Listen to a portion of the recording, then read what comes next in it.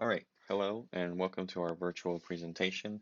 My name is Brandon Hittner and I am the development manager on the SCEDASYS development team. So this team is sponsored by the Nebraska Family Dentistry. A little bit about them. They're a local dentistry company with several locations throughout Lincoln. And they needed a better way for patients to be able to schedule appointments online.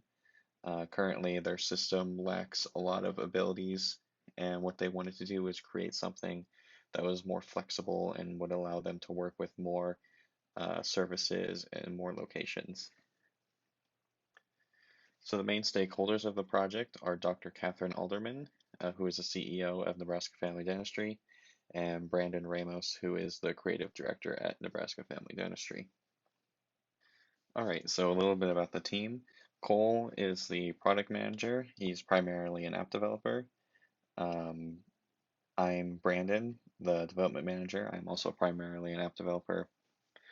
Brett is a backend and React developer.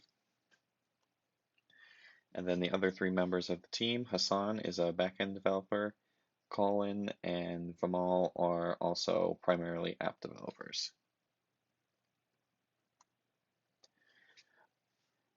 So our tribe lead was Shruti, our project manager was Bill, and then Shane was our coach.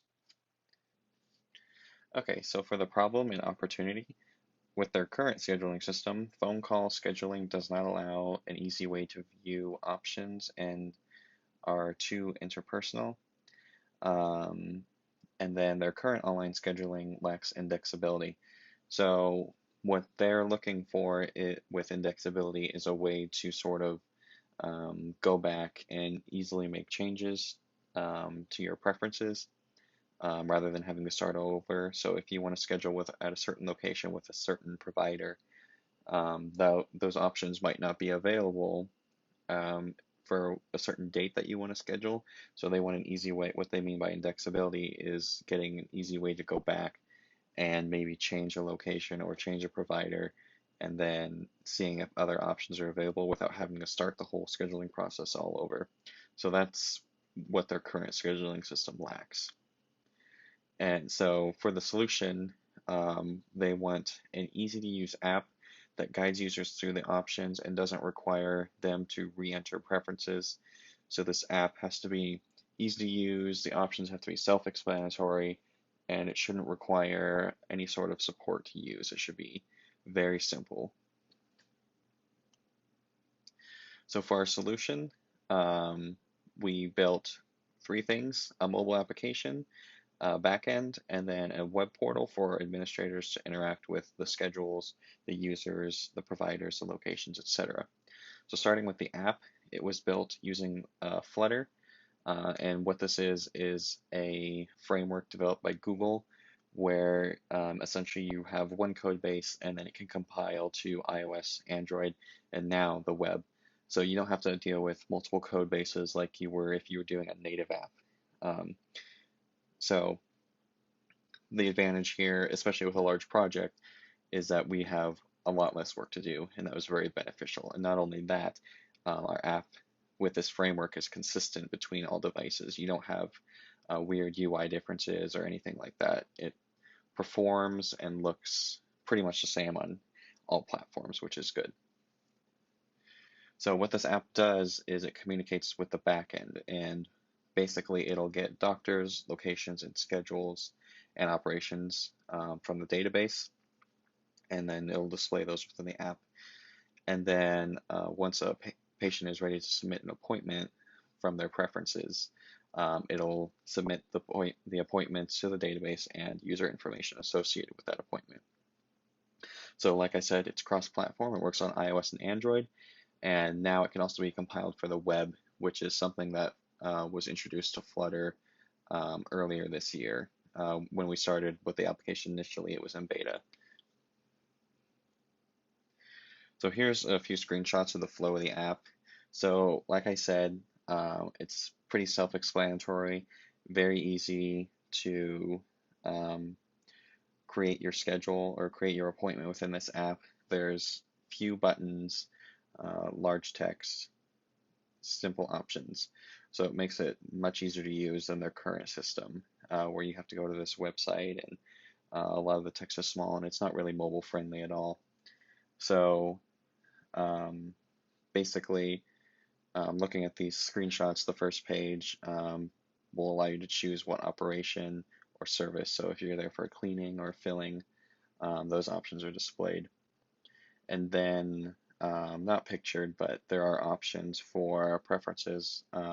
So you can search for locations, and you can also choose providers that you would rather be with. So if you wanna work with Dr. Catherine, then you have that option to choose her. And then once you choose those options, you have the um, ability to look at all the schedules that are available. And if you choose options that don't necessarily have appointments available, you can also toggle an option to show all available appointments. So it makes it really easy to toggle between your preferences and then just showing anything that's available. After you create your schedule, you submit your contact information, and then you're greeted with a confirmation page. So it makes it really easy for the user to go through this whole process. So next, talking about the admin portal, I'm going to pass it on to Brett. Hi everyone, I'm Brett Middle, one of the developers of SCEDAssist. First up, I'll talk about the admin portal. This portal was developed using the React Redux library to enable easy navigation between pages so that the administrator can manage their location. In every action, the portal will communicate with the backend to get any necessary detail. This allows the portal to manage patients, the location and its information, and the services a practice might offer. As it's a site that we can pack down to release for use, we utilize Amazon's S3 service in order to serve this site quickly. I'll show a couple of screenshots of the admin portal. The first page we see is for the calendar. This is an easy way to congregate all of the appointments happening on a day-to-day basis.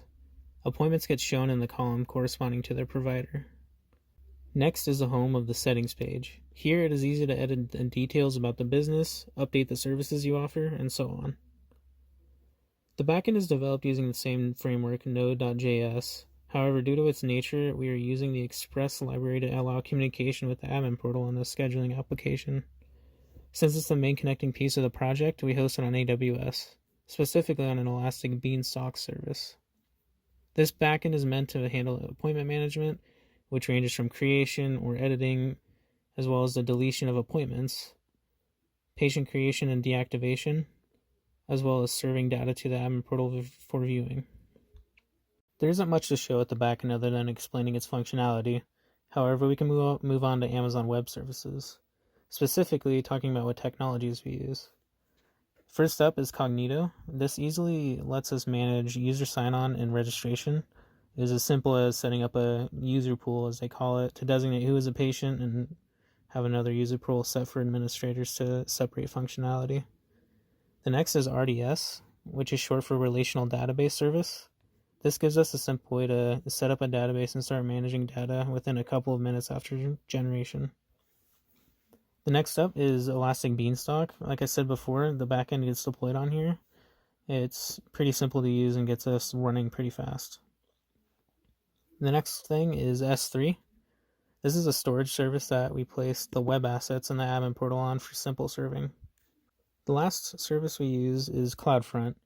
This gave us an easy way to have a reverse proxy, which basically adds another layer of security for the application to the backend.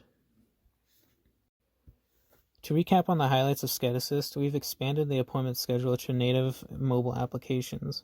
This included a reworked flow to improve the clarity within the scheduling process.